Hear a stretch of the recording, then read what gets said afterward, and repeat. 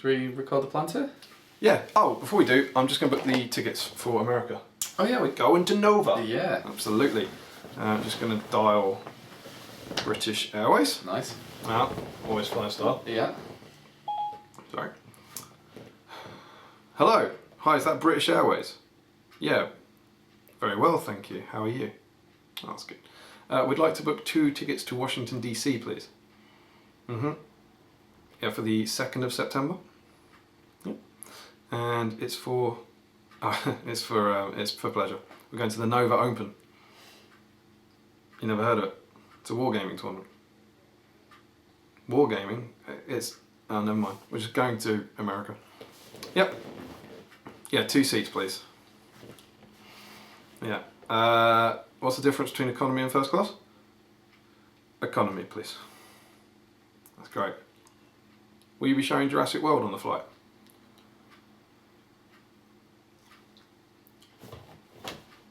Yeah, we'll still take them. Yeah, that's great. So 2 tickets, yeah? 2 tickets economy, flying on the 3rd. Brilliant. Yeah. No, we will. Don't you worry, we will smash the Americans. Why British Airways? Oh, we just wanted to make sure that the plane said British when we land. Yeah, brilliant stuff.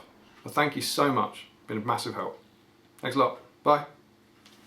Sorted. Sorted. They didn't need any passport details or anything like that. No, you would have thought they would have needed passport details and payment. They're British Airways, they must be really efficient. They're very efficient. They didn't need to know when we were coming home either. No. Probably fine. Yeah, awesome. So, All sorted. how much do I owe you? It was £500 per ticket. Okay. So 2 tickets. So you're gonna owe me £250. 250. Yeah. So it's £500 ticket. Why am I paying half of my ticket? For your ticket. Yeah, if the ticket's 500, why am I paying 250 for the one ticket? Well, it's 500 for my ticket, but it's not. Yeah. The second ticket's not. It's not your ticket. It's not my ticket. No. What have you got a ticket for? Tifa. You got T for a ticket? Yeah. Can't really book it itself. True. No opposable thumbs. True. So I'm paying £250 for Tifa? Yeah, well, she's part of kind of Team Palantir, isn't Yeah. she? So I figured I'd pay for my ticket, you would pay for yours, and we'd split Okay. Tifa's. But I haven't got a ticket. I don't know, have you booked a ticket? No. And I don't think you're going to have a ticket, are you? No. I'd best ring them. Can I borrow your phone? Yeah, you want to give him a bell, yeah? Yeah. Yeah, no worries. Okay, cool. Perfect. Give him a ring. I think it's the last number dialed. Yeah. Okay. But, just so you know, Yeah. once you're done with that, Yeah. I am done lending you stuff. Welcome, Strategy Battlegrounds, to our GBHL YouTube video. You hear it? I told you! I told you! You idiot! I said turn it on silent.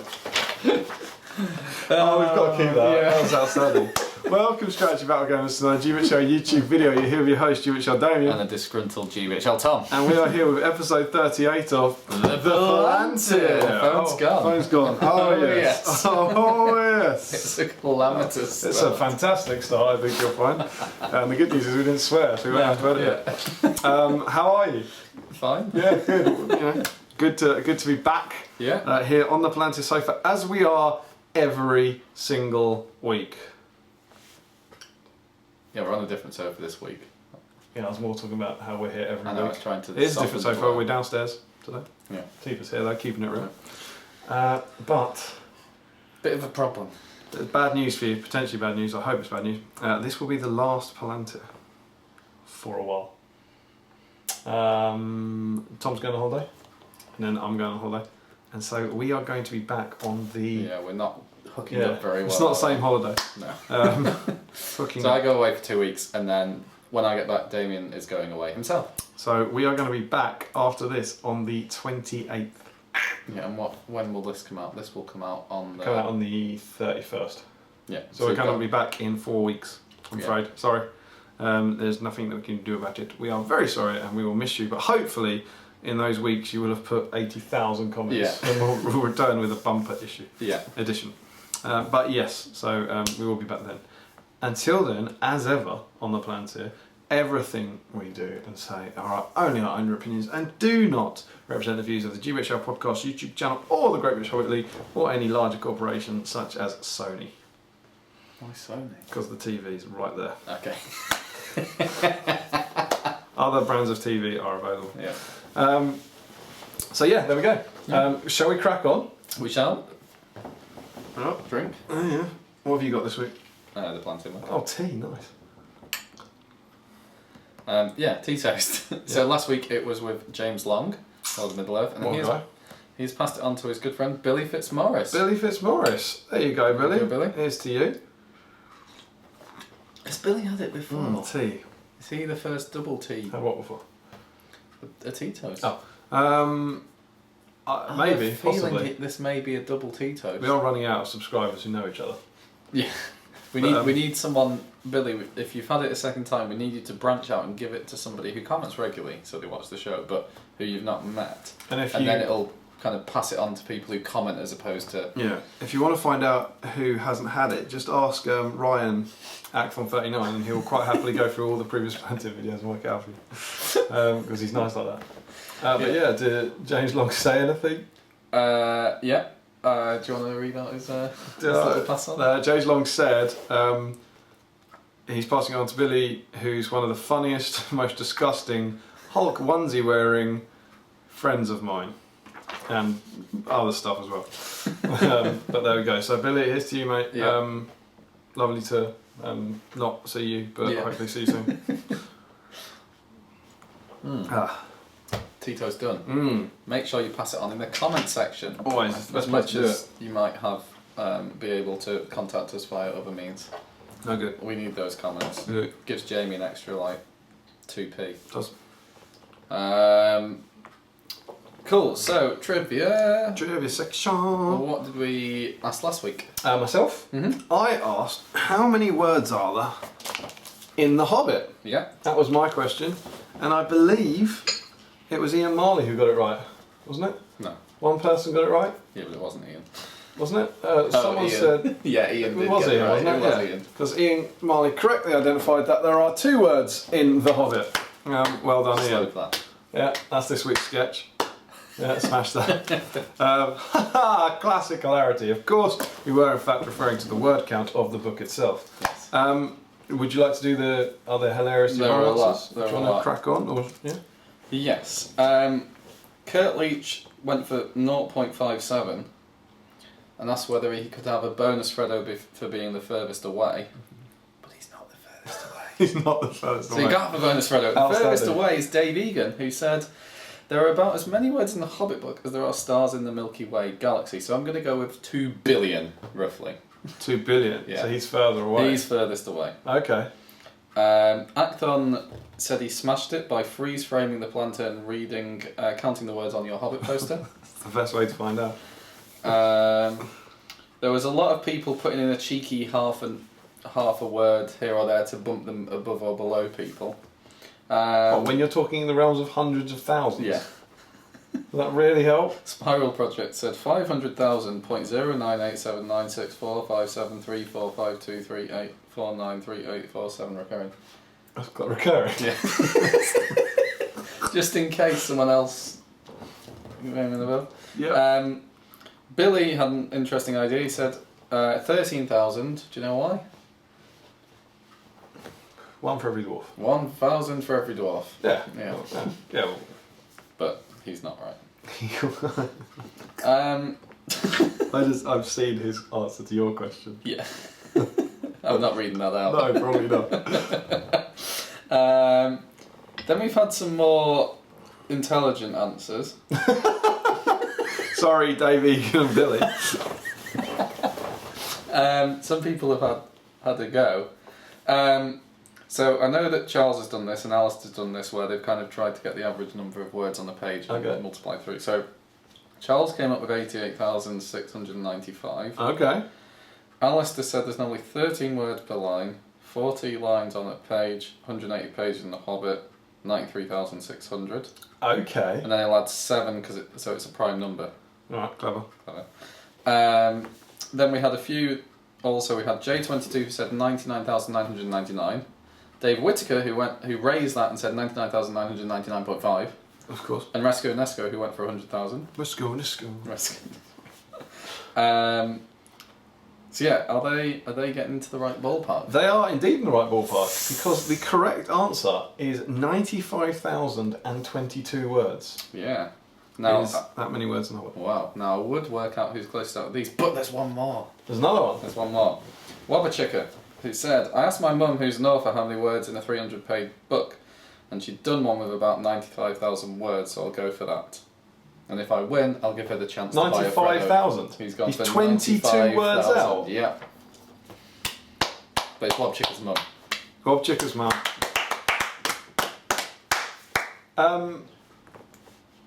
So Wabachika's mum gets the chance to buy herself a Freddo. Good luck to you. We want to see that. A photo of that on the Freddo Facebook, of course. Yeah. But that's amazing. Yeah. So she worked it out by a 300-page book. Yeah. But Alistair worked it out by a 180-page book. Yeah. And they both got similar. Yeah. So there must be a logic there that 300 page, the higher the page count, the lower the amount of words per pages. Yeah. It must be in kind of typesetting because if they both got to a similar figure, yeah, maybe. No, it must be something like that. Because but yeah, lots of people went around the 100,000 mark, which is around. If his mum was able to multiply and get a 300-page book and get about 95,000. Yeah. And Alistair multiplied a 180-page book and got about 95,000. Then either one of their maths is off, or maybe the font gets bigger, or gets bigger on the more pages you have. Something. Don't know. Interesting though. There you go. But yeah, well done Wabachika and Wabachika's mum in particular. Indeed. So that was your question. It was indeed. Thank you very much to everyone for having a go. Absolutely. We've not read out everyone's answer, but everyone had a good. There's another cracking week of comments. We had. Do you know it's about another 45, 50 comments or something? Yeah, I thought I'd smash out the comment review on the bus home, and was not finished by the end. Calls my house home. Oh yeah. Nice. He doesn't contribute. Okay, that's my question. Yeah. Your question? My question was, in the old blue rulebook, big blue rulebook, who are the first two characters in the Shire army list? So the first two heroes. And this was a tricky question that not a lot of people knew. The rationale for this is because the Shire list has since changed. So I was hoping that people wouldn't remember, but clearly lots of people have studied this book very, very well. And the answer is, of course, Gandalf and Old Bilbo. You should have learned from your golfing bull and Shaman mistake. They know what's on the pages. If they know one thing, they know what's on the pages, Tom. So, Gandalf and Bilbo. And how many people do you think got that right, Damian? Well, I'm at an advantage because I know there was a lot. And I've just heard you count to 7. 12. 14. 14 people. That's got to be a record. Charles Sims, Larry Miller, J22, Rob Mycock, Spiral Project, Ed Ball, The Bane of All Pandas, Doom Bunny, Quinn the James Slayer, Duggan, David Whittaker, Ryan Smith, Joshua Harmon, 19 Mark F99, and Resco Nesco. Let's go. You all get yourself the chance to buy a Freddo. Absolutely, and go and celebrate it in such a great way as David Reed did. Clearly pleased with his own Freddo. Yeah, from last week. But there's someone who should probably get a bonus Freddo, and this is Joe White, who said, it's Ian McKellen playing Gandalf, playing a model of Gandalf and Bilbo. Which is right. Yeah, which is right. Gandalf and Bilbo. Absolutely. But Wabachika didn't get it right? No, there was nobody. There's no bonus Freddo this week. But there you go. Yeah. That's pretty exciting. Yeah. James Long, I don't know if he just rocked up for the tea toast and just randomly decided to answer the trivia as well without watching the episode yet, because he went for 42 for your question. That's close. And he went for a European swallow for my question. I love a bit of Monty Python. So yeah, no. Okay, so on to load-bearing swallow. On to the news, or do we have a trivia question for this week? Of course we have a trivia question for this week. What is your trivia question? Weird way of doing things. My trivia question for this week is, I like this one. Go on. So, in The Lord of the Rings, I don't know if you've read it. It's a story, one part of the story is about when the hobbits leave the Shire and they go to, on their way to Rivendell. Mm-hmm. And whilst they're on their way to Rivendell, there's a character who sees them and says, "Hobbits? Well, what next? I've heard of strange doings in this land, but I've seldom heard of a hobbit sleeping out of doors under a tree. 3 of them? There's something mighty queer behind this." And my question, so as I said, that's a character who thinks that when he or she sees the hobbits on the way to Rivendell. And my question is, who's the character? Name the character who thinks that. And we'll tell you in a month. Yeah. There you go. It's a cliffhanger. It's a season-ending cliffhanger finale. Enjoy that. Yeah. Good question, man. Yeah, it's a good question. My question may not seem relevant on the face of it. My question is, what is the largest insect on record in the world? It's about the Lord of the Rings and the Hobbit. What about insects? It's not. And the clue is that there is a Lord of the Rings theme to the question. Oh, is it a Balrog? No. Is it Shelob? No. She's pretty big. Someone's probably going to kick off and say spiders aren't into it. I reckon. It's not a spider. Clue. Wow. Good. Yeah. Weird question. Yeah. The largest insect on record. Mm-hmm. Okay.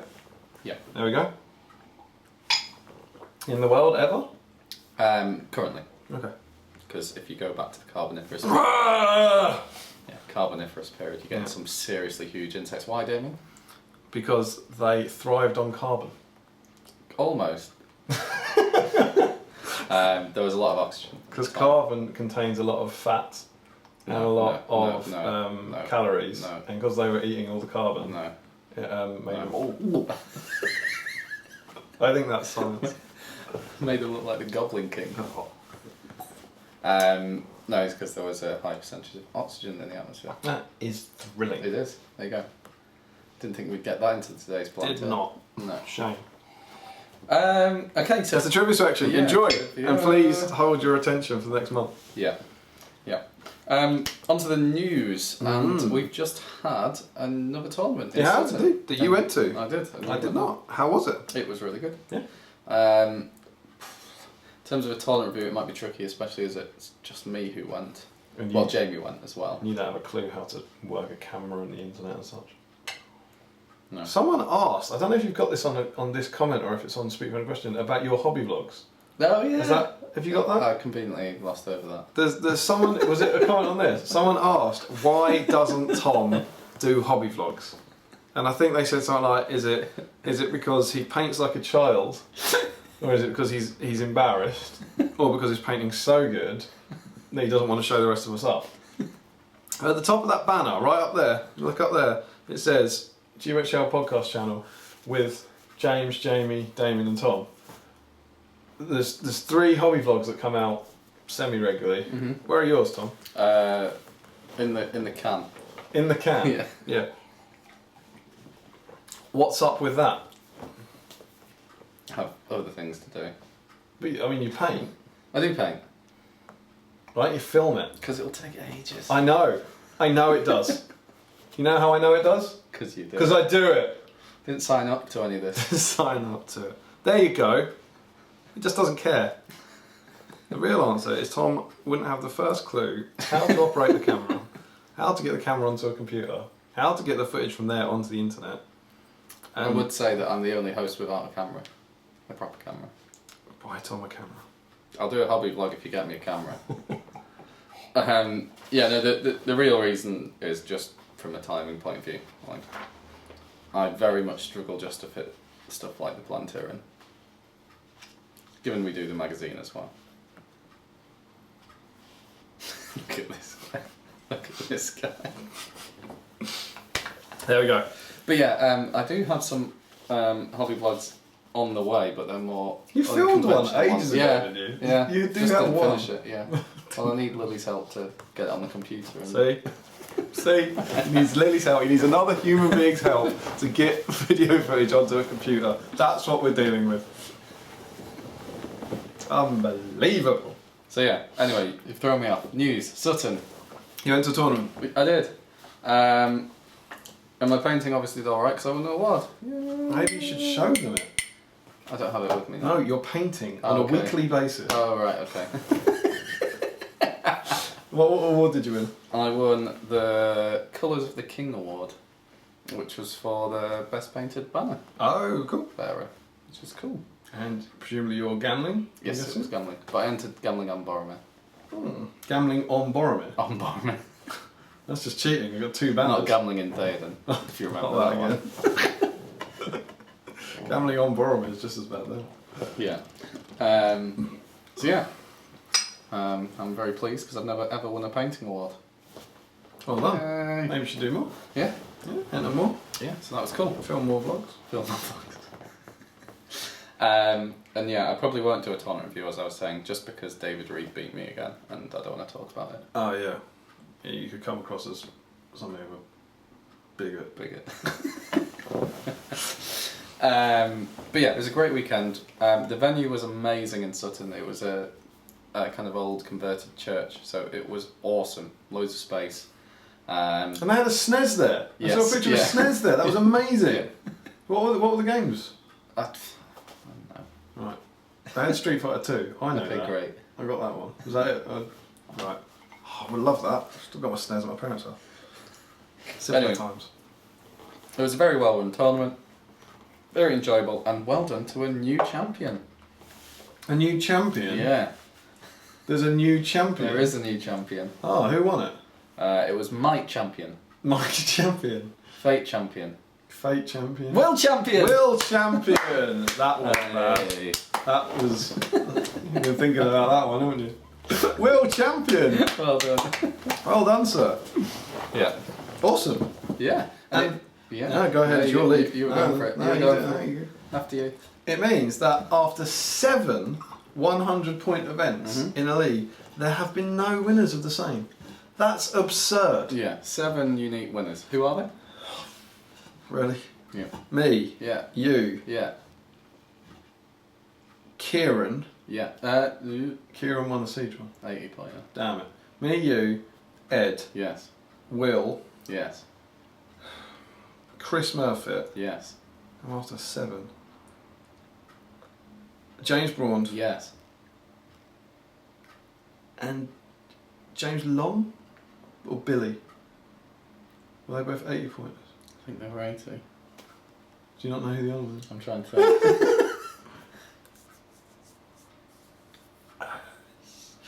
Jay Clare hasn't won one, has he? No. James won double talent, Russell won doubles. What other tournaments we had? Is it Billy or...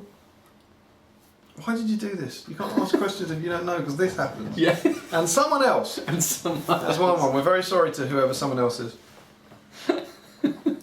We've forgotten. But yeah, that's amazing.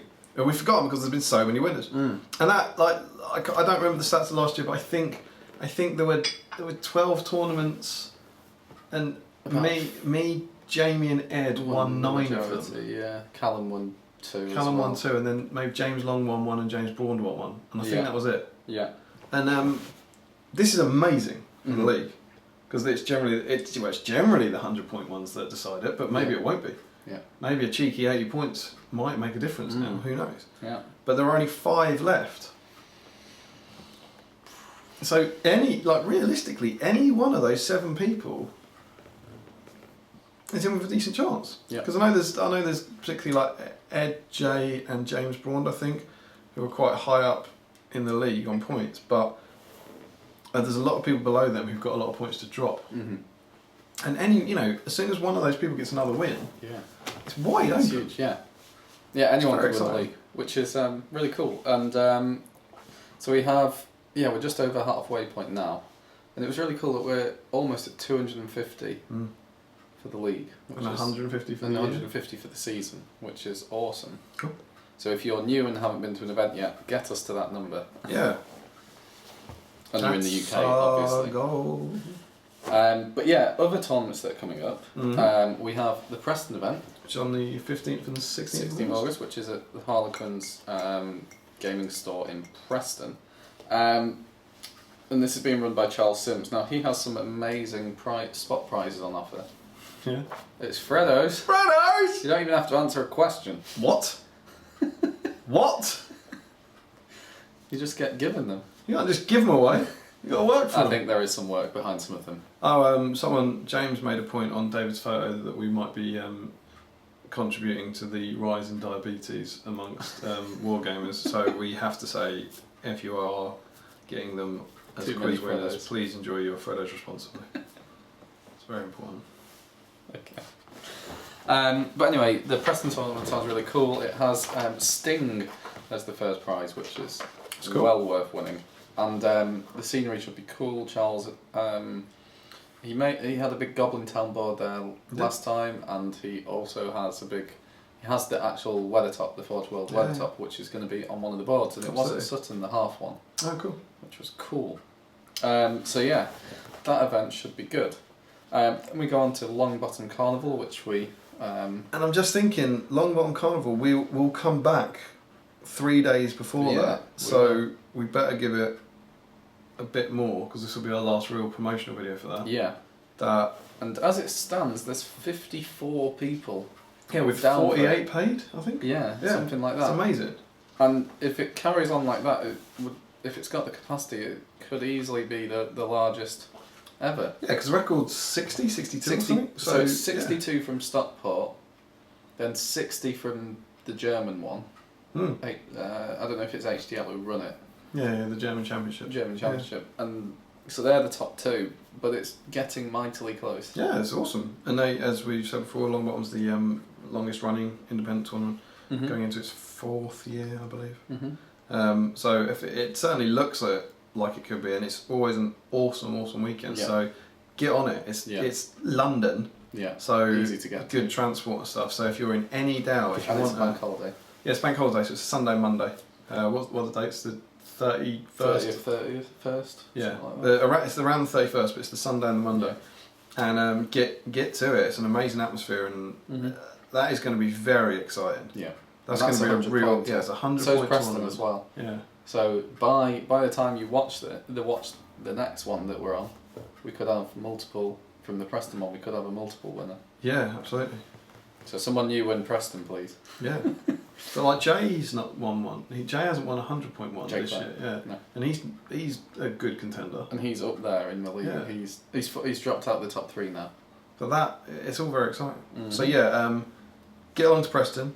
And then get along to Longbottom. And then the new one that comes in because Sutton's finished is another at Slayer Gaming in Mansfield. Indeed, a 500 pointer at Slayer Gaming. Jamie Giblin will be delighted. He will. That's right up his street. He can only win tournaments at 500 points. And he just did very well, didn't he? He came second at Sutton. He did indeed. So he did do well. I think he'll have his Jamie back to his usual self. He'd been for those who know Jamie as being a good tournament player, he had a massive lull for like a year. Yeah. Between winning, he won 2 in a row. He did, yeah, he won. And then it looked like he was going to do very well in the league, and then he kind of faded, but now he's back in business. He is. And yeah, that's at Slayer Gaming. You always put on a cracking event, and I will certainly be going to that. Are you going to that one? Potentially. Potentially not. Potentially not. But yeah, I believe, as far as I know, we're going to it, and that's another 100 pointer. So there's going to be a period of about 4 weeks. Yeah. That might well decide the league, I think. Because after that, there's only 2 more 100 pointers. Yeah. However. And one's in Stirling. Yeah, which I'm not going to this year, unfortunately. But you should go to that as well. We'll talk about that near time. But you should go to that because it's an amazing tournament. Because you'll get called a bigot if you don't go. And between Longbottom and that Mansfield tournament, there is another tournament. There is indeed. It's Nova. We bought our tickets. We're going. Tickets. It's all utterly official now. We're going. We have a hotel booked. We're going to Washington DC. Well, we have a hotel, but James and Jamie don't. Yeah, James and Jamie don't. But it's pretty damn exciting. Seeing it all real. Yeah. It's pretty cool. Yeah, and we can have a day doing touristy stuff, and then And our long bottom is the same points, and long bottom is our practice. Yes. So we'll be going and seeing how we do it long bottom. I still don't really know what I'm bringing. But I have You've probably got a list suggestion. Excellent. From Spiral Project, who says it's a Pelennor Fields based list. Good thing. You like them? Yeah. And he's gone for Aragorn all tooled out with everything. I think, Aragorn with essentially everything. 1 battle cry trebuchet. Obviously. 4 siege veterans. That's strong competitive stuff. A Minister of Warrior with a banner. King of the Dead. They know you love banners. King of the Dead. Yeah. 3 Warriors of the Dead with banner. 3 Warriors of the banner. Right. Obviously. And that's strong. It. That's 10 models. 10 models. That's pretty good. That leaves you with 3 points to buy shields for your banners, or to get a third of an Axeman of Lossenach. Do that. Do that. Yeah. So anyway, I still am not 100% decided. I've got an elf list, but I don't know. I just meh. You should take the elf list. Send it through. It's good. Yeah. Fight for Queen and Country. Yeah. I do quite like that.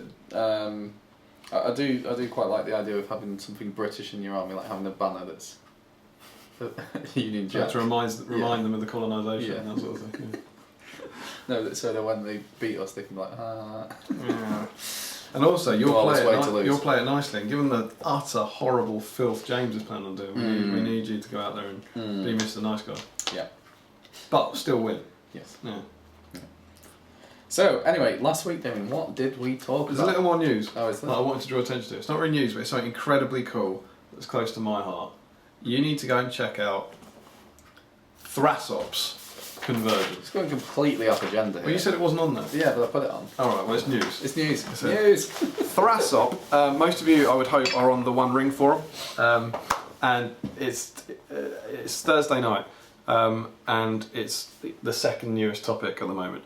Thrasop's Mumagil conversion is amazing. I don't know who Thrasop is, so sorry, I don't know if he watches the show or anything, I can't see it, but I loved it. And what I'm going to do now is put a picture up of it and show you why I loved it.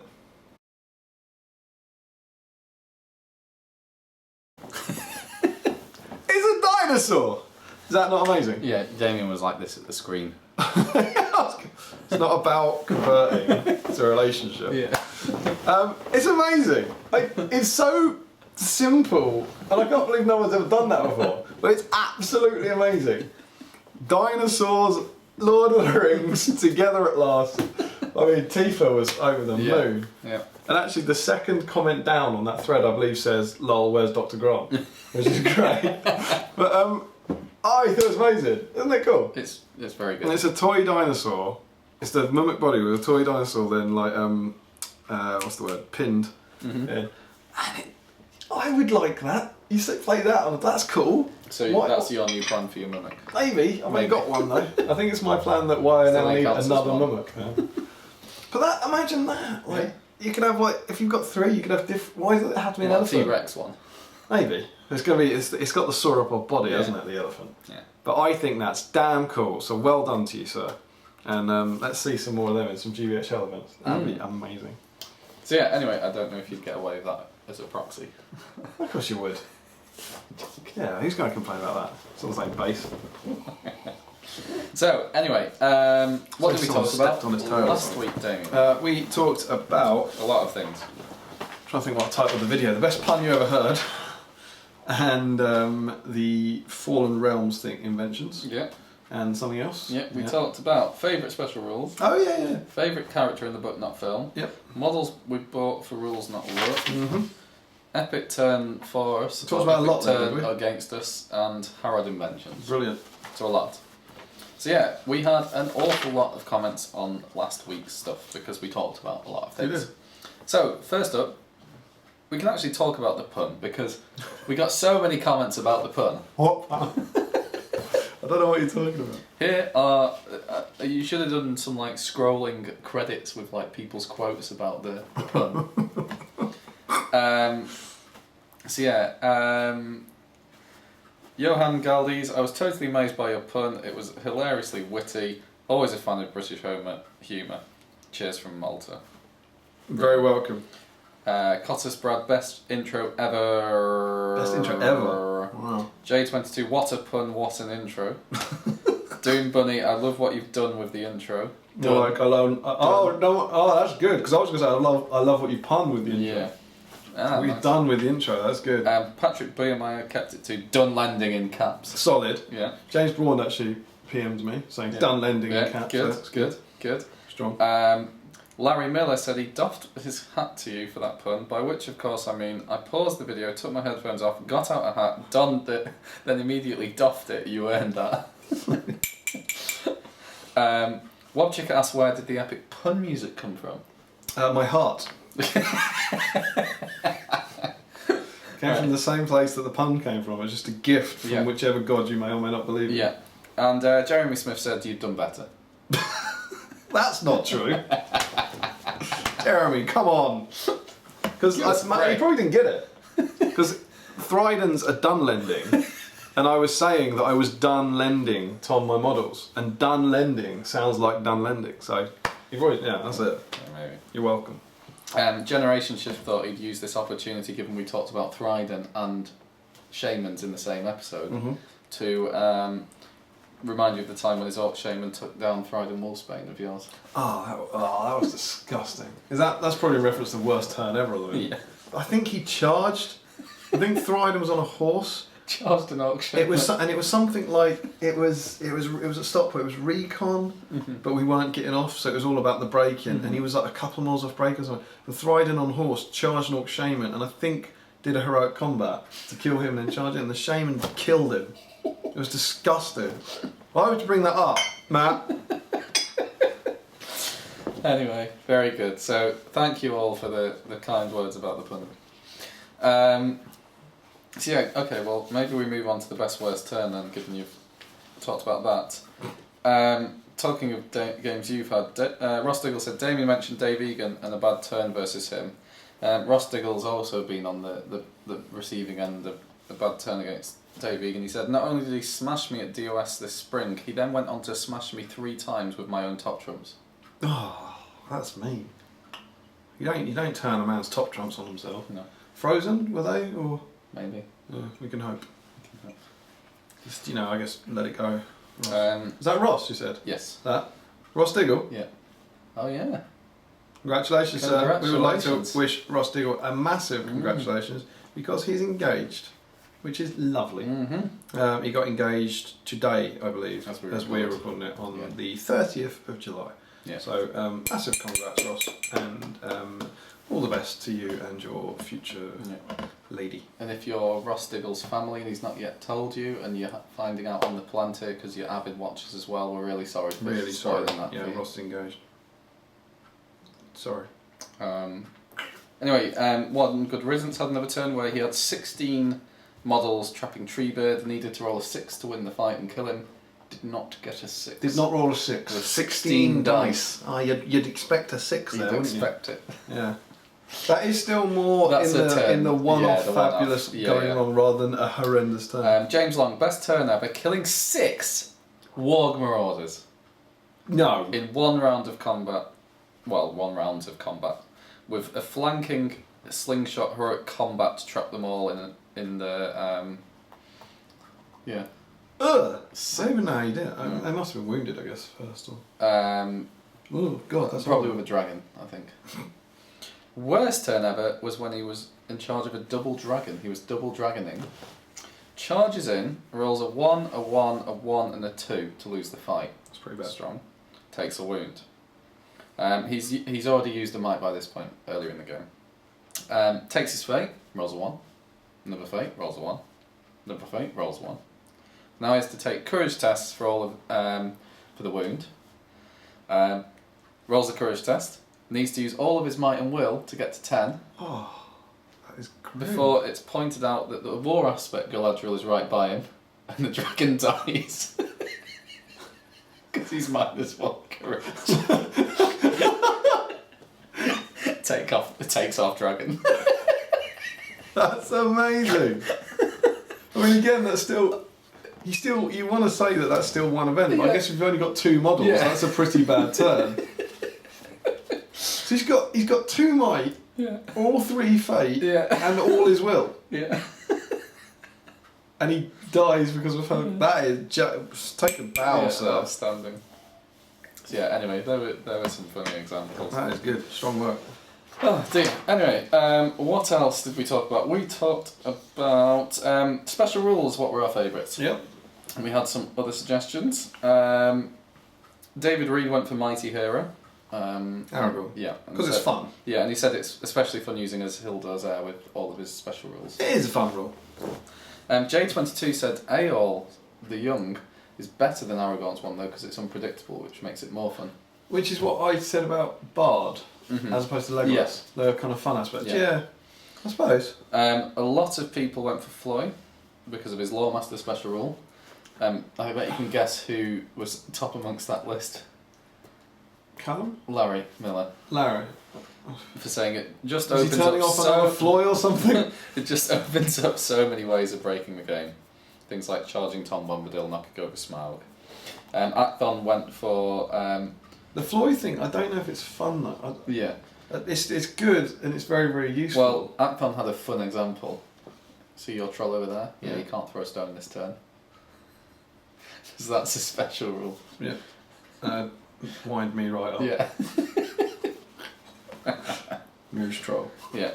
But yeah, Jamie's used it to very good effect killing the Necromancer because you can say, and I think use your will as fate. I think Callum used it to kill the Undying. To kill the Undying in the same way. It was incredibly powerful, it was a very good rule, but I don't know if it... I mean, it must be very fun when you use it and win a game because of it, but I don't know if it's that level of enjoyable, you know. Larry also went for Sauron's Unstoppable rule, which is the...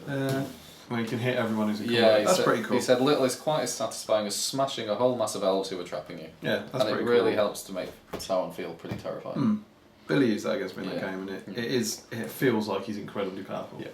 And Matt Patterson went for Arista's re-rolling failed wound rolls because you can bosh it and shrug it off and go again. It makes it fun. I guess any re-rolling wounds is quite nice. Yeah. Charmed Balthazar went for my favourite special rule is Lurtz's creaking bow. Its strength 4 and cannot be prevented by fate. Oh wait, the world is cruel. Poor Lurtz. That is good. Yeah, I like that. And Resko and Esco went for Thranduil's rule, but that again. Sorry, who? Thranduil. No, who said this? Circle it. Oh, Resko and Esco. Is that what you going for? Like he whispered it. Let's go. With the Circle of Kings, but that one you don't have to roll for. No, that just happens. I mean, it's a good rule. It's a damn good rule. But... Yeah. He also said Bayon's rule is quite fun too. Yeah, I think Bayon's fun. Yeah. So yeah. Cool. Anyway, fun we enjoyed reading through your favourite special rules. Then we went on to favourite book-only characters. Ah, yeah. So basically, the people who commented on this generally went for Imrahil. Yeah. Or Glorfindel, or Beregond, and there was a vote for Tom Bombadil as well. J22 had an interesting comment. Do you guys think that Imrahil and Beregond's faces look pretty much the same from GW?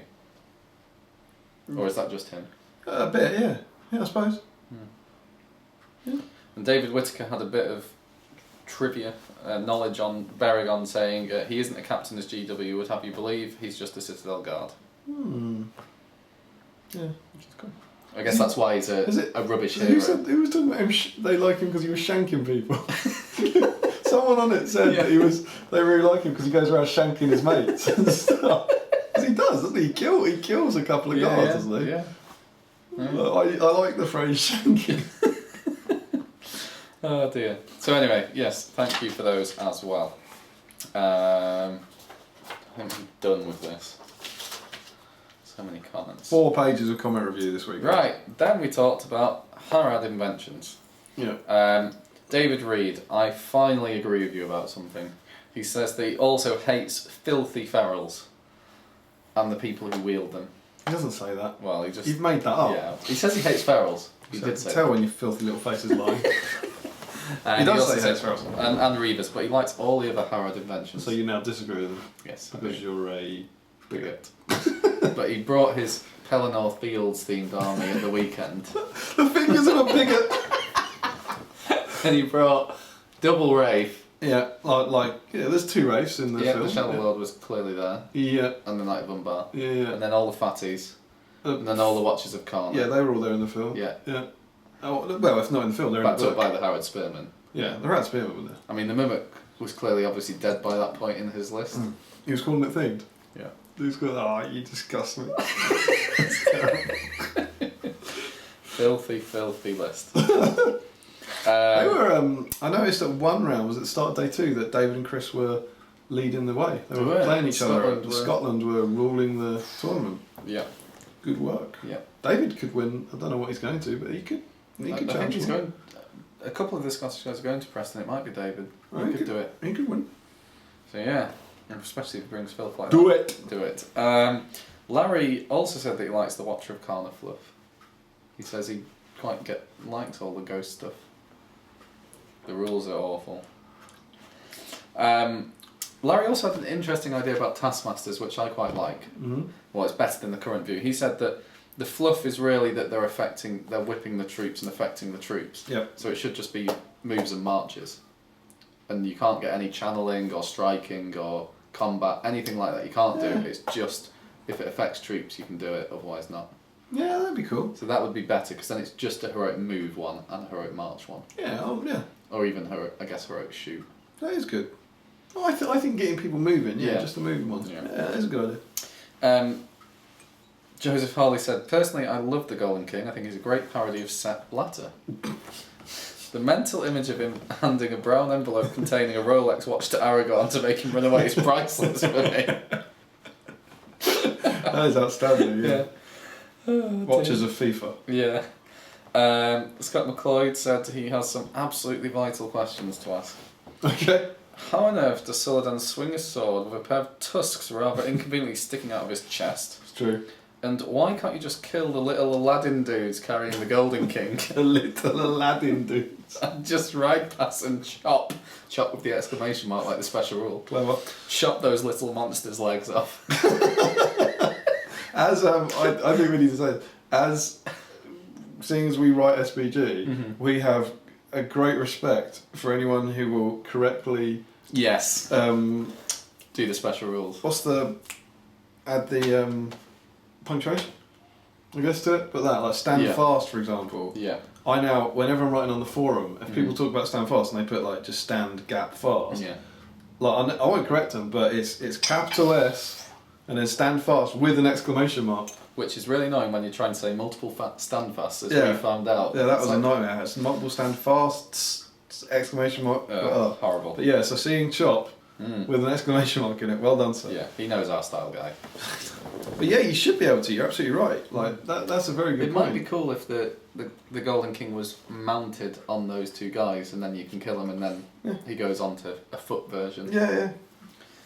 Or you could just throw him in the bin because he's an awful model. It's a good model. Josh Harmon said he thinks the shade is what you see after Frodo falls in the water. So so you see the actual spectres just lying there, but then the shade is kind of the ghouly thing. Oh no, I got that. I just don't. I personally didn't think it particularly looks like that thing. It's the thing that kind of goes. That was a good impression. Yeah. That was Ian McKellen being the thing. Can you? Because I was a joke, that of course wasn't it? Can you do Ian McKellen being the spirit thing in the water? That wasn't bad. We didn't get many on the what models have you bought for rules rather than looks, so maybe in your month's gap when you can do some more homework and actually answer this one, guys. Larry said that he got Mahur and an Orc Shaman for that reason. Mahur because he had a load of scouts and he needed movement in a tournament and he didn't want to take cavalry. And Shaman because Shaman. It's a Shaman. So I think everyone who's got a Shaman has got the Shaman for the rules. I mean, I know you get them as part of a command pack, but if the Shamans had exactly the same rules as Captain, you wouldn't pick the model, would you? Well, like I said, the only one that I like is that Orc Shaman on Warg. I really like that model, so I got it. But then when I originally played with Christopher, I used him as a Captain on a Warg because I didn't want to use the Shaman profile. Cool, and then we had some random comments as well. So many comments. So many comments. David Whitaker. We like it. Is still going on about pikes. He's ranked pikes in order of how good they are. In first place, it's Easterlings. Right. They have the coolest pikes. In second place, Uruk-hai. Third place, Men at Arms of Dol Amroth. Yeah. And in last place, it's the Glathrin Guard. Oh, it's a shame for the Glathrin Guard. Yeah. And of course, making a noble nearly also ran would be good about orcs. Oh, who have been stripped of their they pikes. did. Yeah. Nightmare. Yeah. They're still pretty good. Thank you for that list, David. Yeah. If any of you disagree with the list and want to come up with your own, keep it to yourself. Cheers. Haldane Avenus really liked your Melf comment. Shh. We got away with it Says once he without being stole it taken back. off the internet. Like, don't bring it up again. But it is good, isn't it? Yeah. Dr. Dan had a question on the special rules. Are there any that you like because they're fluffy but would change to make the models more viable to take? So an example he had was Osgiliath Veterans. Oh, yeah. He likes the fluff, but he'd want it to be either like all Heroes of Gondor or increase the range for Faramir and Boromir, just to make them a bit better. Oh, God, you should have... Pre-warned you. Yeah. Sorry. That's a really good question. Yeah. So what do you think, Damian? Oh, yeah, well, straight off the bat, Straight off the bat. without pausing and thinking about it, some that spring to mind... where do you want to start? I thought the Master of Lake Town. Okay. Cool fluffy rule. He's got a very cool fluffy rule, but on his own as a profile, I don't think he's particularly competitive. But I have seen him used very well. Yeah, if he's got 50 Lake Towners in front Yeah, of him. Jay Clare used him very well to boost him. But you don't. In fact, do you know what? We used him and we didn't even pick his... I didn't even think about this. We didn't even pick his Dragon Sickness rule. Yeah. Because I'm going to pick a hero, aren't I? He's got 2 rules. Yeah, he's got 2, yeah. You're going to, at the start of a game, you're going to pick an enemy hero, and if that hero moves into base contact with him, he leaves the game. Oh, you forget that? Yeah, well, I mean, I say I forget it. Jay conveniently... Jay forgets it. I don't think he does intentionally, but I don't think I ever got near the Master. Yeah, he's behind 60 Lake Towers. But that's interesting, yeah. But that, I think that's a good fluffy rule. Yeah.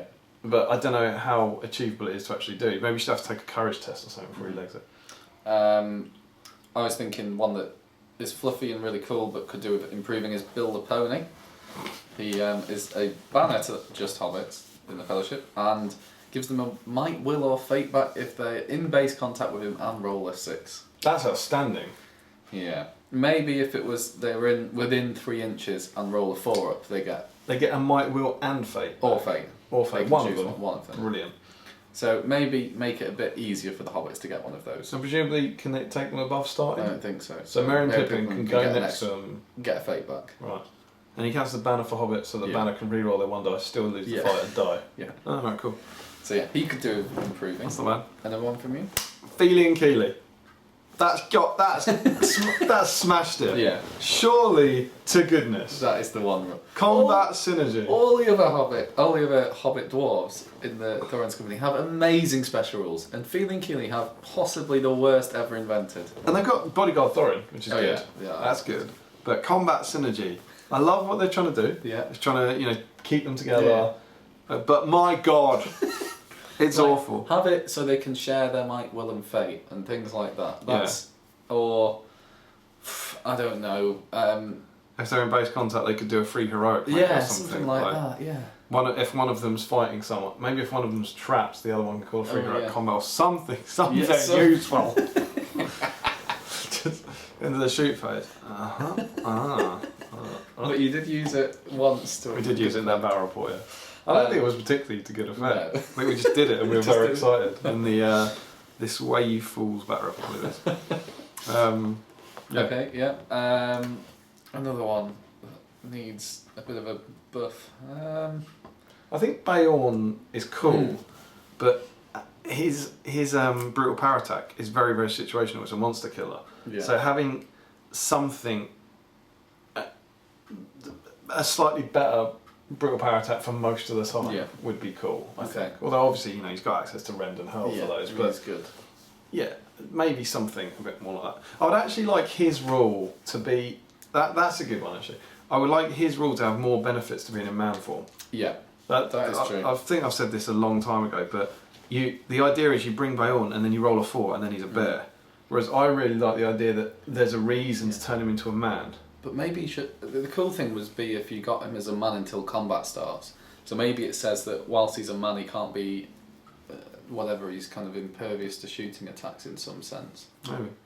But yeah, that sort of thing. That he becomes a bear as soon as he's in combat is quite cool. Yeah. So that you could shoot him at the start potentially. Yeah.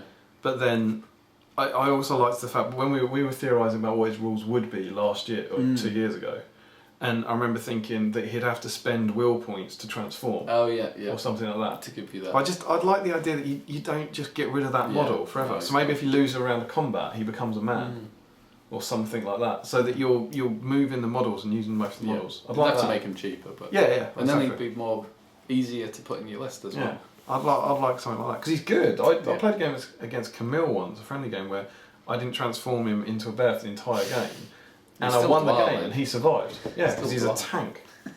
But I'd like that. Yeah. You mentioned Ugluk. Yeah, Ugluk. His rule could be a lot better. I mean, it's still quite cool, but with the Fury in there, then it's not that useful because you'd have a shaman. I'll tell you the problem for me because I've used him a fair bit. The thing that I would like is if Ugluk's rule was any orc within 3 inches. Yeah, not to base because it's any orc in base contact with him at the start of the turn. And you've just which got to remember means that. Yeah. The turn before combat support, you have to move an orc into base contact with him, and then hope that orc doesn't get charged or make way or anything. Yeah. And that's just. So either an orc within 3 inches or at any point in his move would make a lot more sense to me. Yeah. But it's a very cool rule, that one. I like that. I like it if I was just thinking about this now. If Norrie, because Norrie's a bit of he's a thief, isn't he, in the film? Yeah. If he could, steal my will fate. No, I was going to say steal their weapons. He could make them unarmed or something. He could nick their knife. Like maybe instead of striking, it could be like a special strike. Instead of rolling to wound them, he can make some roll, and he can take their weapons. Nice. I think that would be cool. That would be cool. Not wanting to make the ring race better, but I think it'd be cool if they had a scream that they could do once ago. Yeah. What, like the scenario thing? Yeah. Something like that. That'd be quite cool. But I'd also point them differently so that. Yeah, that could be 400 points each. Yeah. What else has a nice fluffy. There's some that definitely don't like Lurtz doesn't have a special rule, but should. Yeah. He should have something. Theoden doesn't have a special rule, but should. And lots of people like the old Faramir profile, the Captain of Ithilien, which had a buffed up version of Faramir with a big banner range. Yeah, that's good. I mean, this is a good one for you guys, obviously, in the next month. Put down below what your kind of heroes. You'll have longer to think about than us, but your heroes how you could make who needs a more competitive fluffy rule. Fluffy rule. Yeah, it's got to be a fluffy rule. Yeah. Some are really nice. Like we were saying, which one mentioned earlier was.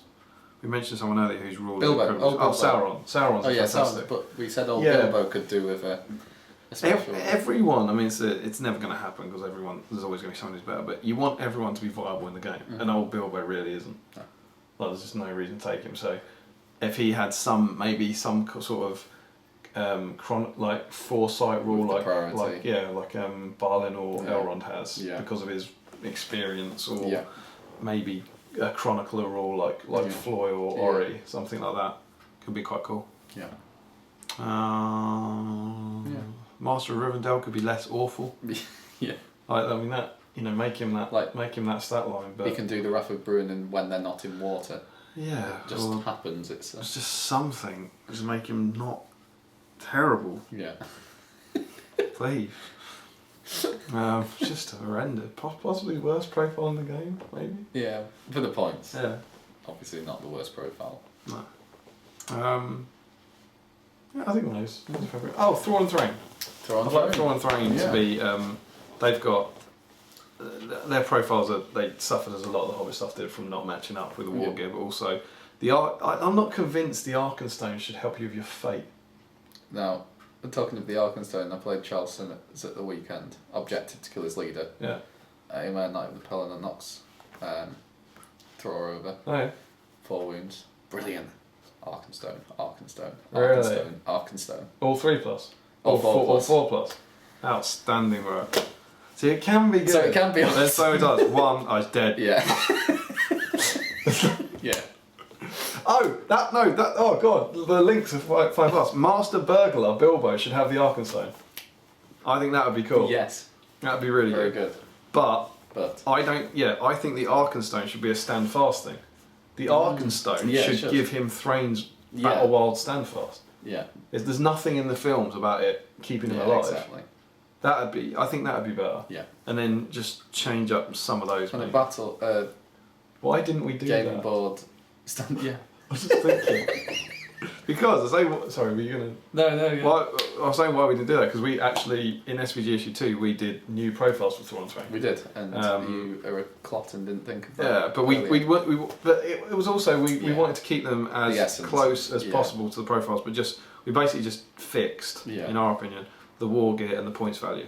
We didn't do a lot more. We fixed relative to Thorin as well, so we weren't doing a totally objective fix. We were fixing within the list. Yeah, we just kind of basically thought that everyone takes Thorin, and we wanted to offer people a situation where you would have to think about it of which of the ones you took. So we did that, which is nice to do. Yeah. And there were a couple of comments on that kind of thing. Yeah, talking of SBG, our Dear Sweet magazine. Bubblegod said, really enjoyed SBG issue 2, particularly the theme. Keep up the good work. Thank you. We will and we are. And we have a new theme. We do have a new theme. That we can't tell you about. Obviously not. There is going to be a video. You'll probably see it next week sometime. Mm-hmm. You're watching this on a Friday, or it came out on a Friday. It'll probably be sometime in the next week or 2 weeks. You'll see a video, kind of relatively short, but SBG focused video, because SBG issue 3 is well underway. Yeah, we're starting to. We're going to have to start working hard again. Yeah, it's getting to the point now. The stuff's been made for it by people, and it's all very exciting. We're playtesting the scenario. It's pretty cool. And there is a new thing. Of course, it's going to be. If you enjoyed issue 2, it's going to be a similar sort of thing. Not similar sort of theme, but similar sort of one overriding theme leading the issue. Yes. So look out for that towards the end of the year. Yeah. We also got a comment from Charles Balthasar who said he loved the kind of the new This Way You Fool scenario that you'd. The one we just mentioned. You play the one you played with Jamie. Yeah, the one where you did the combat synergy. Yes. And I think he was referring to it because he got to use there was the Azog Yazneg, and you can use. Well, Yazneg was in there. So in the version that I wrote for it, Yazneg and Fimbul are in it. In the version in the book, it's Azog and Fimbul. Yeah. Because of the change up in those characters. Yeah, but he said getting Yazneg in and Azog out is really. It was great because then you could play it how it was in the film. I'm glad you enjoyed it. That's what it was done for. All those scenarios that we've changed have been to try and make them more like the film. And he asked, will we upload that as a PDF ever? Oh, we can do. I think actually I think a lot of people asked for this in the comments on that video. If you don't know what we're talking about, go and it's on the channel. It's called This Way You Fools. Yeah. It's a custom scenario recreating the escape to Rivendell. Yeah. That we have it as a PDF. It's done as a pretty thing. But we could probably put that up. Yeah, and you said a while back as a project that might be something to do. Yeah, there's part of a long-term project, but these things just take forever. That there was meant to be a book, kind of in the SVG mould, that had new versions of all the Hobbit scenarios. So ones that were more true to the film, having Bolg instead of Azog for the barrel holes. Yeah. So that's the hope, and again it'll be available for free as a PDF, or we'll probably make a printed one, but who knows if and when that'll happen. But that might happen at some point from SBG. There'll be every I know there's 2 a year, but every issue will have a new scenario that will I say better reflect the film, but maybe that's not exactly what we're doing for issue 3. Teaser! Just give everything away. I don't think that's good. I think that's just making them think. That's exciting. We have Sauron in The Hobbit. Yeah. We're going to be unstoppable. We're going to be like what a lot of people think about Gil-galad and Thorin's company. It's going to be like what people think about elves at Helm's Deep. Yeah. We're going to you get worried, folks. We're going to put like Sauron at the Battlefield. Arwen will rock up as a love interest. All that sort of stuff. We've got everyone on board in the first 2 issues, and we're just trying to get rid of you all. Anyway, So yeah, that. And he suggested the barrel escape, yes? Yes. Fixing that. We've talked about that. Yeah. There's potential. Yeah. I mean, thank you. The issue with all of these things is you have to play test them, and that takes time. It's very, very nice to what you said about thinking that we could do it in SBG to fix the barrel escape one. Yeah. But to be honest, if I'm brutally honest, the barrel escape scenario is brilliant. It's just swap the participants. Yeah. So I think that's a fairly easy fix. I think you just swap. Like you alluded to, you just take all the hunter orcs off the wild and put them on foot and swap Azog for bulk. Yeah. And then you might perhaps have to make the dwarves go a bit slower in the river, given everything's on foot. Or have the orcs come on from different places. Yeah. Do that. But yeah, it's a cool one. It's on our to-do list, the barrel escape, definitely. Okay, this week. Bless you. It's a bumper edition to keep you going for the month. Yeah. But everyone gets involved every week and says comments, so thank you. Yeah, I don't think we'll beat the 2-hour speak for in question now. No, probably not. That was. It was a long episode.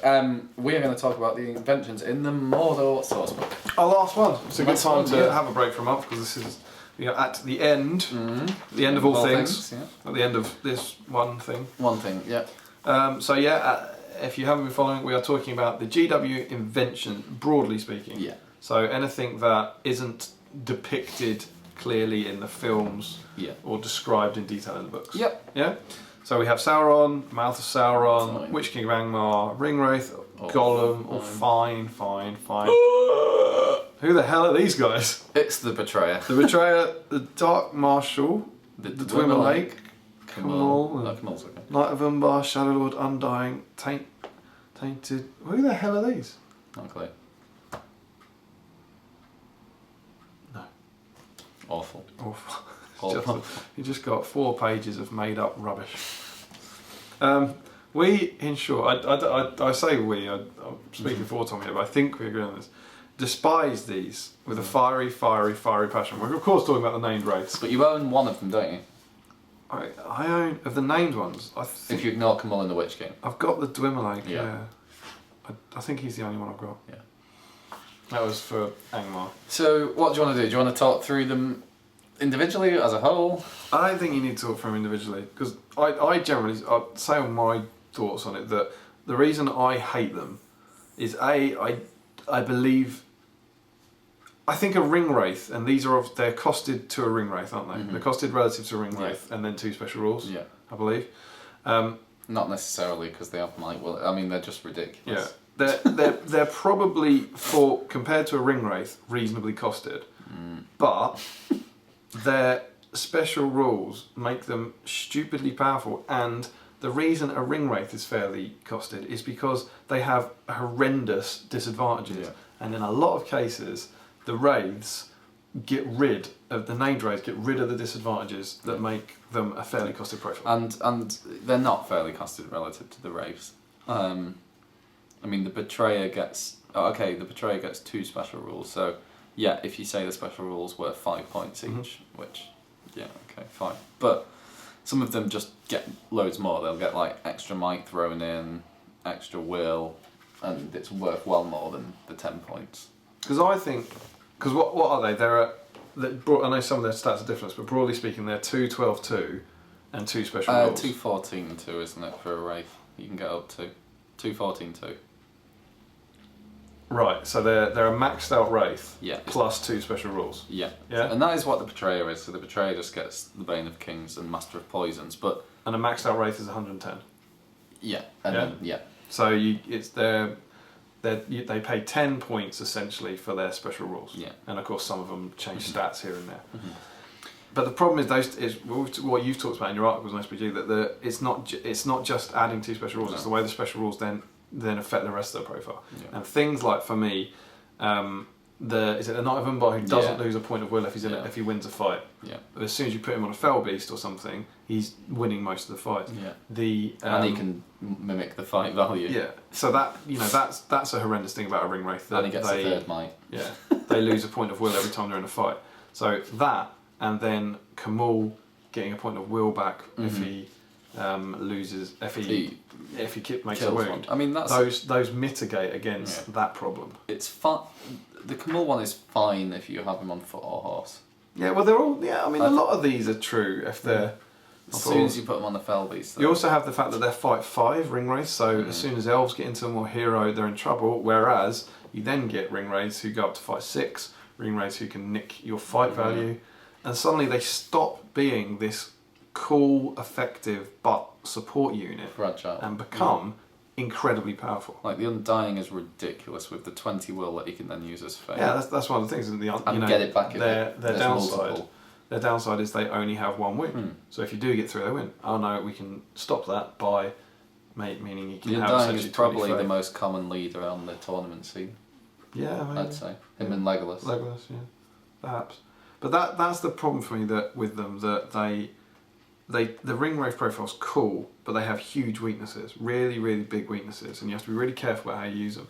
As soon as you can give them the will back in any way, that doesn't help. And as soon as you make them fighty, it ruins it. Yeah. And so, the taint is rubbish though. Yeah. An interesting thing about them was someone mentioned, I don't know if it was in this week or a previous week in a comment, that when we were talking about the magic and how magic's, we were saying, oh, there's not that much magic. They say, what about the wraiths? They go around casting all those spells. Yeah, it was like, it was something. I think it was Richard Clemmer saying you can't knock the shaman's magic because the ring wraiths in the game have all this magic and don't use it in the films. Yeah, and you're absolutely right. They don't. Like, that's absolutely true. But everyone's alright with it. And I think the reason for it is their spells, to me, seem quite representative of what they do. Drain courage, sap will, transfix, compel, and black dart. I think black dart's. I think it's meant to be like. Witch King does it in the book against Faramir. Yeah. But it's the others. I think are actually very, very fluffy.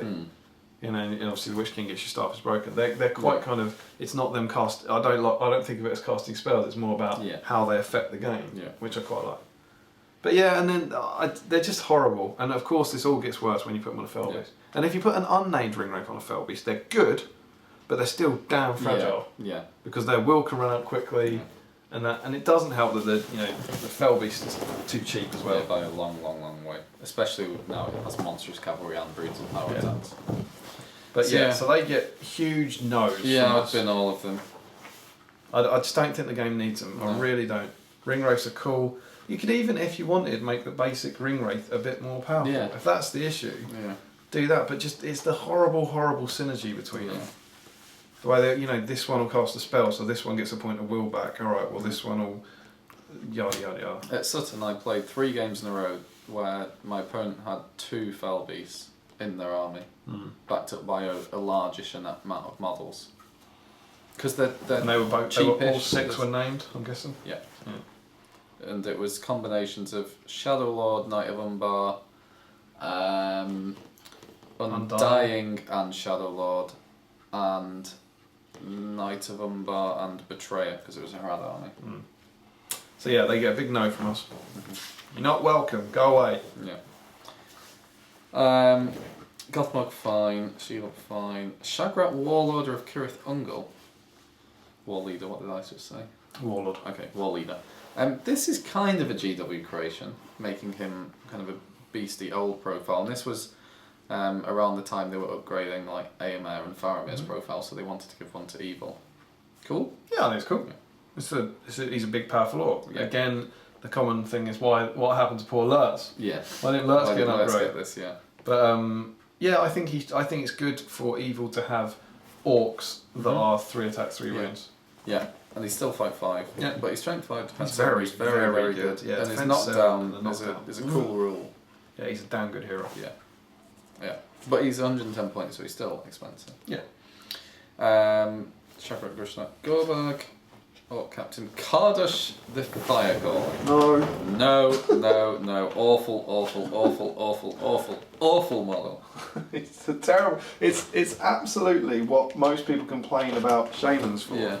That it's literally an orc chucking a fireball, which is everything Lord of the Rings magic is. It's not. Awful. Horrible. It's a terrible model, and in Warhammer or whatever it is they do nowadays, fine. He just Sigmar dark. Yeah. But no. No. Go home. Yeah. So yeah, let's not talk anymore about that one. Mordor Shaman. I mean, we've said enough about shamans. Blackguard. So a captain of the Black Guard. Yeah, so this again, before anyone pulls us up, they're mentioned, aren't they? The Black Guard, but it's just disruptive fluff. There's not these guys don't appear in the films. GW have made up they're basically heavily armoured Uruks. Yeah, they have no problem with heavily armoured Uruks, but strength 5. Yeah, fight 5, strength 5, defence 7. That's the captain, though, right? Yeah. Fight 5, strength 5, defence 7, 2 attacks, 2 wounds, courage 4. So that's right for a that's captain. the same as the Uruk. Yeah. He has quite a good special rule in that if there's a Ringwraith or Sauron alive, then he gets up to courage 6 instead that's of cool. 4. I like that. I actually really like that. That's better than Fury. Yeah. That's the kind of way you boost an evil army, like the Goblin Drum. Yeah. Like in a kind of fluffy way. Yeah. So yeah, no problem with the being Black Guard, like heavily armoured guards. That's cool. But, okay, should we jump to the Black Guard warrior? Mm-hmm. So they are... Oh, there. Just had it. Oh yeah. So they are fight 4, strength 5, defence 6, 1 attack, 1 wound, courage 3. Absolutely fine apart from strength 5, in my opinion. Yeah. I mean, there are a lot of points. You pay a lot of points for that, but strength 5 as a troop option is very, very strong. Good. Playing anything with defence 7 or 5, it is very, very effective in the battle line. So or defence 3. Yeah, or defence 3. So wood elves, fountain courts with shield, dwarves, anything defence 5. Yeah. I think strength 5 is too much for a troop, personally. Yeah. A humanoid troop. I quite like the armour that they're given. Yeah. I think the shields, they're okay. I think they're a little large. But overall, I don't think they're bad aesthetic at all. They're nice aesthetic, they fit in. But yeah, it's just that strength 5 that just seems a little out of place. But otherwise, they're essentially Morannon Orcs. They're the same profile with an extra courage. Yeah. So I guess they were trying to distinguish in some way, but they could have just had that special rule and said if there's a Ringwraith around, they get +2 courage. Yeah, it's a good rule. There's a special rule. But yeah, Fury kind of breaks all of those kind of rules because you don't need them. Okay. I mean, Orc Drummer. I think having a drummer is fine. That's cool enough. Castellans. So Castellans, you'll be seeing more of. Yeah. In the next few weeks. And because they appeared in the Fallen Necromancer sourcebook. Teaser. I feel weird having done what we've done for the next week, teaser, that I didn't used to like them, but then seeing the models in hand, I actually kind of liked them and started thinking about maybe getting 4. I kind of had the same opinion. I was never fussed by them and thought, because they used to have different rules as well, slightly, I think. Maybe not. But they just look like kind of Ringwraiths with a bit more armour. But actually, I quite like their profile. Yeah, they're quite cool. Yeah. To use or play against. I still think the armour's a bit fantasy. Yeah. It's a bit too ornate for me for Lord of the Rings, but I don't mind them. I don't mind them. But I think the profiles are good. Yeah, the profiles are very interesting. They're very, very, very powerful, but they're expensive, and they get the will of the net. Yeah. They get the point of will every time they're in a fight. Yeah. So we've done Black Numenorians. Oh yeah, and the Hradley. Mordor Captain, Mordor Taskmaster, done Taskmasters. Done the Spider Queen. I like the Taskmaster in terms of the aesthetics. He's a awesome. guy from the film. Yeah, he's awesome. Dragon! Did we do this in the Moria book? We must have done. Probably, but I think also it's a dragon, isn't it? Yeah, it fits in Lord of the Rings. Yeah. It's cool. It's cool. I think it's very powerful, but as we talked about with James Long. Yeah. And two of them together do not a effective tournament army. We've talked about the Cave Drake, definitely. Yeah. The Necromancer. Sauron the Necromancer. We haven't talked about it yet, have we? This is deeply confusing to us, because we may have talked about him in the future. Spoilers! I'm not a huge fan of the model. It's grown on me a lot. I never was that fussed by it, but it's cool. It's a cool profile for him in his Necromancer form. Yeah. Yeah, I like what they did with the profile, definitely. Yeah, I think he's a non-combat version of Sauron. Yeah, it's very hard to imagine him because he obviously wasn't in the film. But imagine how, because he's kind of a GW mention, isn't he? Because granted he's in the books and everything, but the aesthetic of him certainly. Yeah. And he's trying to kind of picture him as a big boss Ringwraith, really, isn't it? Yeah. Like a kind of incorporeal form. I think it's quite good. Yeah. And I quite like that he can upgrade orcs. Yeah, you can turn the army into the Dark Order army. Yeah, the captains get fight 5, and the orcs themselves get fight 4, and then the shamans get different spells with it. Yeah. Which is cool. Yeah, he's cool. He can stay. Yeah. I like what he did to the game as a whole. Then on to the troops. Orc trackers. Now they're kind of mentioned in the books. Yeah, we talked about them in the Moribund, didn't we? Because they're meant to be the kind of ones where they say they put on their fastest runners and stuff. Yeah, they're alright. Bit of right. It would be cool if they had the Malthus Marauder movement as well. Yeah, that would be good. Who else do we have? Moran and Orcs were in the film. They've just made them much better than Mordor Orcs. So you'd never take Mordor Orcs. There's one again that I'd like a fluffy rule for. The Mordor Orcs. Mordor Orcs. I've said this before, but I'd like there to be a reason to take Mordor Orcs. And the captains, maybe say if they're in range of a captain, they get banner rerolls. Yeah, or maybe a courage boost. Yeah, something. Just, you've got to. How We've removed Fury from the game, by the way, at this point when we're talking about rip that right up. A Morgul Stalker. I don't really get this. No. As memory serves, didn't these come in for the Two Towers journey book? For the Two Towers. And they're in the Dead Marshes. Yeah, it's a bit weird. So you get the Dead Marsh Spectres, which make a lot of sense, but then these... what are they? Are they orcs? Orc, yeah. Yeah. So they're orcs who kind of... came into being through the desire of the Witch King to keep safe his domain and from intruders. So stealthy are Morgul Stalkers that they can advance unseen and unheard upon the enemy and slit throats before their presence is detected. They're alright, but I don't really get it. No. What's the rule? They get Elven Cloaks. Yeah. They've got 2 attacks, strength 4, but they're defense 4, fight 3, and they're the same points as a Berserker, and they're not as good. I don't know. I don't mind them particularly, but I think I don't mind them because you never see them, so they're not really in my conscience. But I don't know. I don't really get what they. They're not hugely effective. I don't quite get what the rationale is there. It's normally either to add in fluffy things or to add in overly competitive things to make you buy them. Yeah. They don't seem to fit into either camp really. Morgul Knights. So we talked about the Black Numenorians, but these are the mounted versions. I think these are really cool. I like them. I think they're really cool cavalry, especially with the plastic set. Yeah, I don't see any reason Mordor wouldn't have heavily armoured knights. I think the aesthetic's cool. Yeah. They can stay. Yeah, and I like them having terror as cavalry. You've got them as well, like some painted up. Yeah. They're nice models. Yeah, they're cool. They're one of those things that I haven't got the models for, but it's kind of like maybe one day I might want to do them. I might want to get a box and put them. GBHL James used them against me, if you remember. In that's a report. Yes. Fun battle report. We've talked about giant spiders. We've talked about spectres. Great Beast of Gorgoroth, Damian. We've not talked about him. Do you want to put our thumbs up or down at the same time? Okay. To give our opinion. Yep. On 3? Yep. 1, 2, 3. Whoa, what is that? It's in the middle. In the middle? Yeah. No, that was an option. I thought it was like analogue. Binary. Yes, of course. I mean binary. Oh, if only I could edit this. I like it. That's the thing that's Paul's Grant. Yeah, and that's why I like it. So that exists in the world. Yeah, that's why I like it. Yeah. There's a chuffing great elephant with a bunch of dudes on the back. Yeah. In Lord of the Rings, dudes can ride on stuff. Yeah. Those are dudes riding on stuff that exists. It's fine. Fine by me. I'd just prefer this model being like a Grund model. Grund. Yeah. Grund. There'd be less utility for it, wouldn't there? Because you... Do you want the 4 giant beasts pulling the battering ram in your arm? It's 600 points. No. Smell, breach fire, I was dead. But I think it's really cool, and this is another one like the Morgul Knights where I definitely want to get one of these because I know it's entirely made up, but I think it's pretty iconic.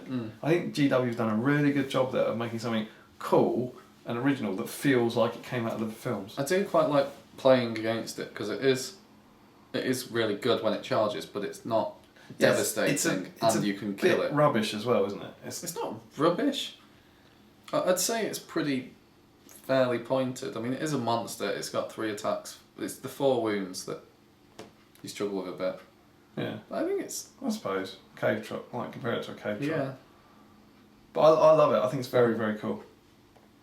And they've actually... This is one of the cases where GW did a rare thing and responded to criticism and it used to come in 2 halves that you glue together, and then with the fine cast supposedly had a huge gap. And now the body is one, and you just glue legs on. They've changed the way they cast the model, which is pretty cool. Yeah.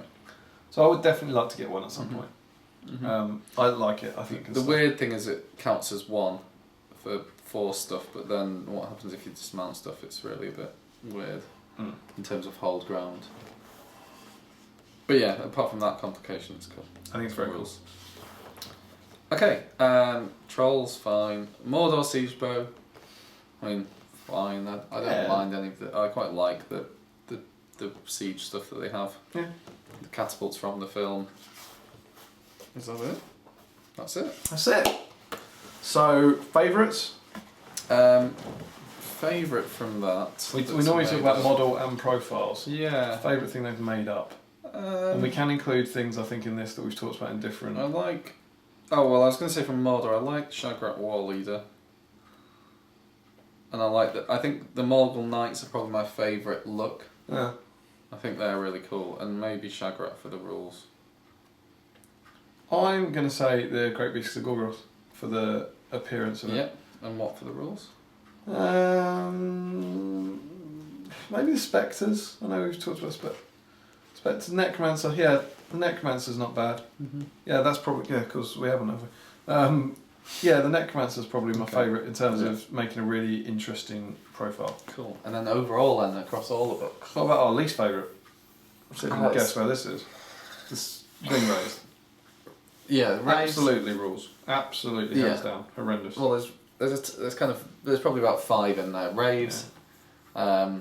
So you've got Raves, Shades, Watchers, Reavers. I don't think Reavers are up there in the same level of hatred. Reavers but yeah, Shade, the named Raves, Shamans. Yeah, not quite all the named race for me, because a few of them are all right, but the named race you see, the ones that really break the named race, are up there for me with a shade with the least enjoyable things in the game. Yeah. The Dwemer Lake, the Undying, Shadow Lord. The Shadow Lord, yeah. Knight of Umbar. And maybe the Knight of Umbar. Like I don't think he's at the same level of hatred as the other 3, because he becomes a fighty wraith and his spells get worse, don't they? Yeah, but then he's just horrific on the fell. Yeah, he's just an absolute tank. So. But it's the Dwemer Lake, the Shadow Lord, and the Undying for me. They're the real horrors up there. And a Shade. They're the worst things in the game, I think. For me. But yeah. So there we go. And best inventions? Oh, out of everything. Yeah. Everything. I don't know, it's so hard. It should probably be one of the 5 we've mentioned, shouldn't it? Yeah. So, I can't remember. We talked about Durin's Folk. Yeah, we said all those were good. We Things talked like the Khazars are cool. What was Fallen Realms? What's cool in that? Was it Mahud, maybe? Did I like? I can't remember. Maybe. I can't remember what I said. I really, really like the Great Beast. I think the Great Beast is one of those things that I feel should have been in the film. I like things like the Sentinels. I think they're cool. Oh, Die from Court, maybe we mentioned. Yeah, it's very hard. There's so much. Yeah. So much. But yes, what do you think of Mordor inventions? And let us know your favourites and absolutely lots more comments, please. And that is us, guys. That is our special bumper edition to kind of hopefully get you by for the next 4 weeks. We are very sorry, but as always, you understand that we're only doing this as a hobby, and that real life does interfere sometimes. Yeah, so it interferes with all my hobby vlogs. Yeah, it interferes with Tom on a weekly basis on a Sunday night. And we will be back on the 28th in 4 weeks' time. Yeah. So we hope you have a great month. Enjoy your summer. Yeah. Basically. Thanks as ever for all your support. Go to the Preston tournament and go to the Longbottom tournament. Yeah. And until then... Did it at the start and now it's happened at the end. Cyclical story. It's clearly the time to sign off. As ever, don't forget to comment, like, share and subscribe. Support Jamie on Patreon, like us on Facebook and follow us on Twitter. Support your Hobbit hobby. And for the next month, happy strategy battle gaming.